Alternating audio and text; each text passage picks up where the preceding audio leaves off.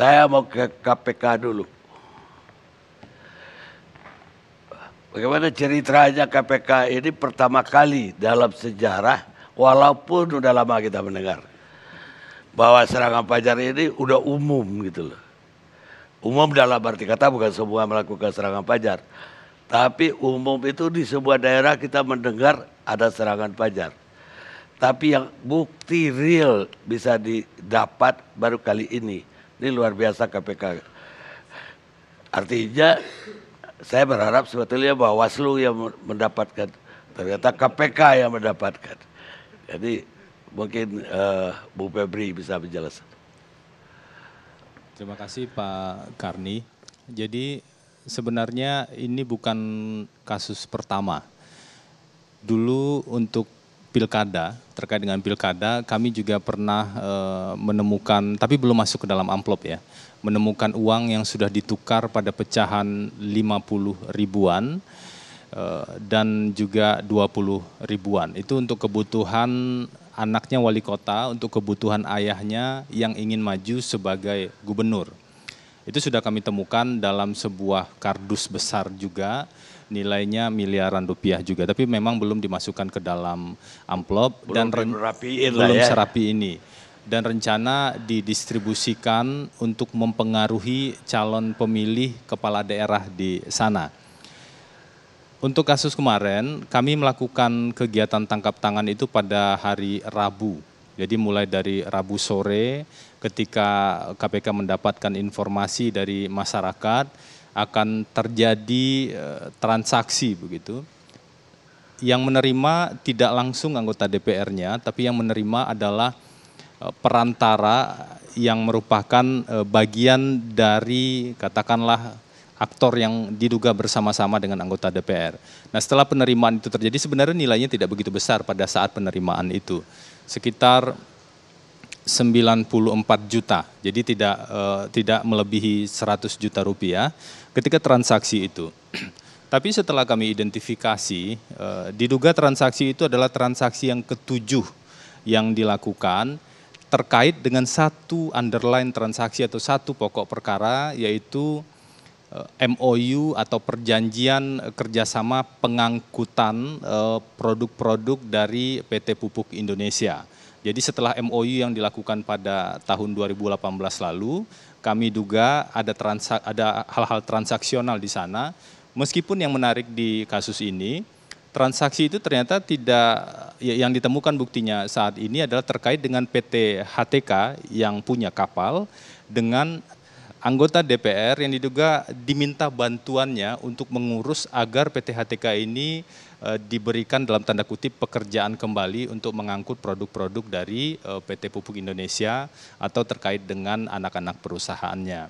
Maka kami lakukanlah tangkap tangan di sana secara bertahap mulai dari sore sampai dengan pukul 2 dini hari. Jadi ada 2 hari berarti, hari Rabunya dan hari Kamis pukul 2 dini hari yang totalnya kami periksa pada saat itu 8 orang. Di proses itu ada beberapa data yang juga sudah kami dapatkan bahwa indikasi 6 penerimaan sebelumnya itu sudah ditukarkan atau sudah diubah bentuknya menjadi pecahan Rp20.000 dan Rp50.000 yang disimpan di suatu tempat di Jakarta. Nah setelah kami melakukan pengecekan di salah satu perusahaan di Jalan Salihara, di Pasar Minggu ya, Jalan Salihara di daerah Pasar Minggu, ternyata kami temukan kotak-kotak amplop tersebut disusun rapi pada 6 lemari besi. Dan ada kardus-kardus juga di sana untuk menyimpan amplop-amplop tersebut, karena amplop itu kan ada beberapa kotak kecilnya dan kemudian ada kardus, dan setelah kami identifikasi itu diduga terkait dengan pokok perkara dan juga penerimaan-penerimaan lain sebelumnya yang berhubungan dengan jabatan BSP ini, maka kami amankan dan kemudian pada proses penyidikan kami lakukan penyitaan.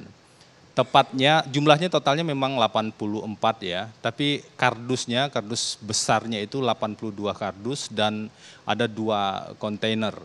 Yang dalam proses penyidikan ini setelah kami lakukan verifikasi Bahkan untuk kebutuhan memasukkan uangnya ke dalam amplop tersebut diperkirakan butuh waktu sekitar 1 bulan oleh karyawan-karyawan perusahaan tersebut.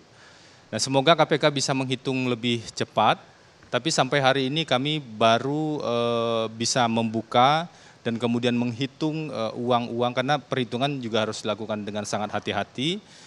Pengecekan-pengecekan barang bukti ini juga harus dilakukan dengan hati-hati, prudent dan sesuai dengan hukum acara.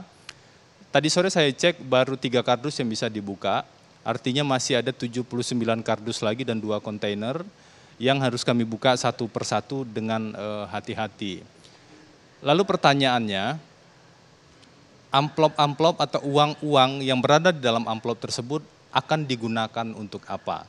Dari fakta-fakta hukum yang sudah kami temukan, karena KPK ini kan harus bekerja berdasarkan bukti-bukti, berdasarkan fakta-fakta hukum yang ada.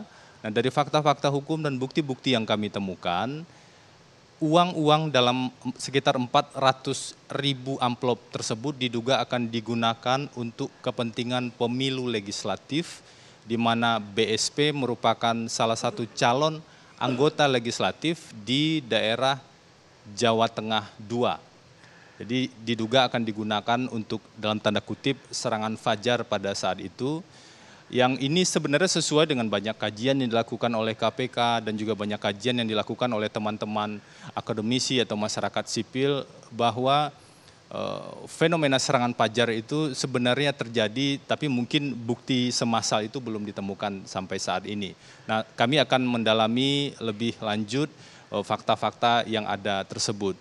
Tapi kami juga meminta pada semua pihak, kami juga mengingatkan bahwa posisi KPK ini kan institusi penegak hukum. Jadi jangan sampai kemudian KPK dalam menjalankan tugasnya ditarik untuk kepentingan politik praktis ke kiri, ke kanan, ke atas, ke bawah, atau ke arah manapun. Karena kami pastikan KPK hanya akan bekerja di rel atau di koridor hukum saja.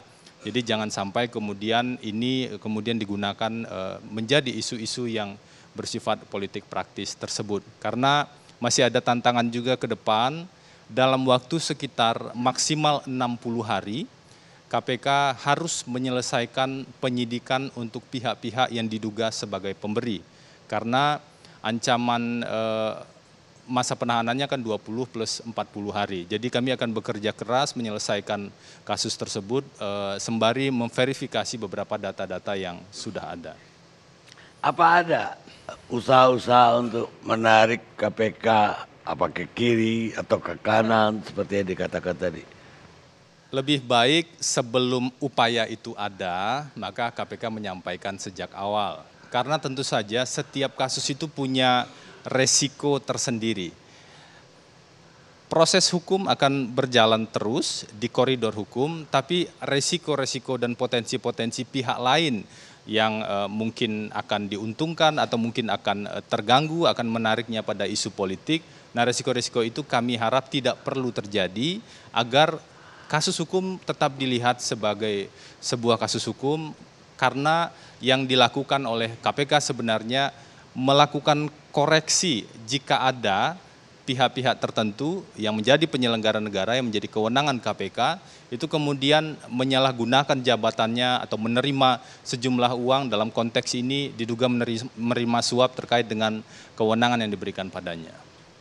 Baik, itu uang 400.000 amplop ya? Ya, diperkirakan setidaknya 400.000 amplop. Setidaknya. Karena memang agak berbeda-beda ya. Ada satu box amplop itu yang isinya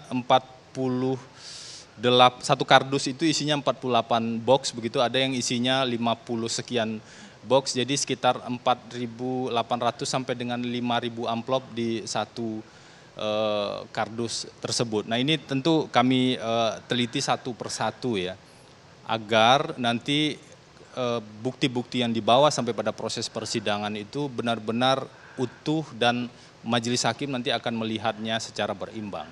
Baik, tapi uang itu diketemukan di Jalan Saliara tadi, terlepas dari yang tertangkap tangan hampir 100 juta tadi kan. Bagaimana kita memastikan bahwa itu sumbernya sama dengan yang tertangkap tangan Ya, dari tentu perusahaan yang KPK sama? mengidentifikasi itu berdasarkan bukti-bukti yang kami miliki. Kalau kita lihat di KUHP kan ada 5 jenis alat bukti, dan KPK ketika memutuskan misal melangkah ke satu tempat atau bahkan mengamankan atau bahkan menyita satu dokumen-dokumen uang atau bukti-bukti yang lain, itu pasti didasarkan oleh bukti-bukti yang ada.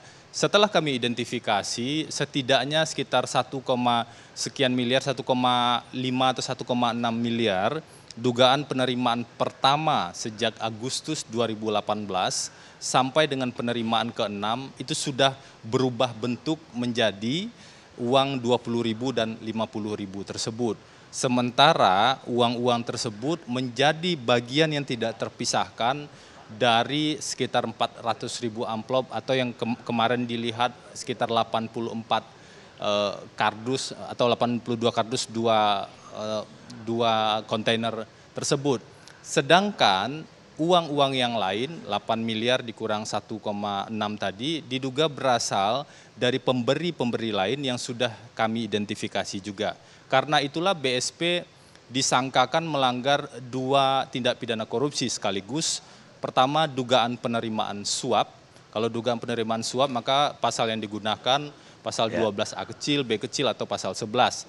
Dan dugaan penerimaan gratifikasi atau pasal 12B besar. Jadi ada 2 dugaan tindak pidana korupsi yang disangkakan pada BSP. Itu 400.000. Sementara menurut data yang ada bahwa Bowo itu terpilih hanya butuh 60.000 pada 2014. Kalau 400.000 itu kan jauh lebih besar lagi. Artinya dia butuh suara berapa? 400.000 orang, kebanyakan orang lain nanti nggak kebagian. Ini uang ini untuk siapa? Untuk apa selain dari supaya dia terpilih atau di luar serangan pajar untuk dirinya? Apa ada sambilan serangan pajar untuk person lain atau pilihan Untuk lain? menjawab pertanyaan tersebut sebenarnya bisa dari dua sudut pandang ya. Pertama dari sudut pandang hukum. Saya kira yang bisa dijawab dari sudut pandang hukum tentu dasar jawabannya adalah apa bukti yang sudah didapatkan oleh KPK untuk bisa menentukan bahwa amplop-amplop tersebut diduga akan dibagikan untuk kepentingan siapa. Dari bukti yang sudah kami dapatkan, amplop-amplop tersebut diduga akan dibagikan pada serangan fajar untuk kepentingan BSP yang mencalonkan diri sebagai calon anggota legislatif. Tapi di sisi lain ada banyak kajian sebenarnya yang bisa menjelaskan. Misalnya ketika ada pelaku politik uang butuh suara 10.000, apakah dia akan membagikan hanya 10.000 amplop saja? Kalau memang dia sudah niat untuk membeli suara di sana, mungkin bisa 2 kali lipat, bisa 3 kali lipat, atau bisa dalam hitungan yang lain. Tapi KPK tidak bicara dan tidak akan menganalisis dalam konteks sudut pandang yang kedua ini, karena dari aspek hukum yang kami bisa ikuti adalah bukti-bukti yang sudah kami temukan tersebut. Apakah dari keterangan tersangka, dari bukti-bukti komunikasi yang lain, ataupun keterangan saksi yang lain, ataupun petunjuk-petunjuk yang sudah kami dapatkan. Tapi apa benar bahwa amplop itu dikasih kode ibu jari? Dalam beberapa hari ini kami melakukan pengecekan. Jadi kami verifikasi satu persatu bukti tersebut dan kami memang menemukan tanda itu pada amplop tersebut. Karena itulah KPK juga mengatakan agar resiko-resiko bias untuk kepentingan politiknya bisa terminimalisir, KPK menegaskan bahwa ini adalah proses hukum dan dugaan penggunaan amplop tersebut adalah untuk kepentingan pemilu legislatif. Belum ada fakta hukum lain yang mendukung bahwa amplop itu digunakan misalnya oleh caleg yang lain atau untuk kepentingan-kepentingan yang lain. Lagi pula siapapun bisa menafsirkan tanda-tanda yang ada di sebuah benda. Enggak, soalnya kalau kita baca medsos ya, ibu jari itu katanya untuk pilpres justru. KPK tidak mengetahui hal tersebut Enggak, karena fokus kami tentu di fakta aja sampai hukumnya. ke situ enggak? Itu yang ingin saya sampaikan tadi, saya kira Pak Karni, kalau 1, 2, atau 10 orang menafsirkan sebuah tanda secara berbeda, 10-10-nya bisa jadi benar dalam konteks ilmu komunikasi dalam penafsiran tanda. Tapi dalam konteks penegakan hukum yang bisa memverifikasi terkait dengan bukti-bukti yang didapatkan itu tentu hanya fakta-fakta hukum yang didapatkan. Dan fakta hukum yang kami dapatkan dalam proses penyidikan ini diduga amplop-amplop itu akan digunakan untuk serangan fajar kepentingan pemilu legislatif tersangka BSP. Baik, sementara Bung Febri.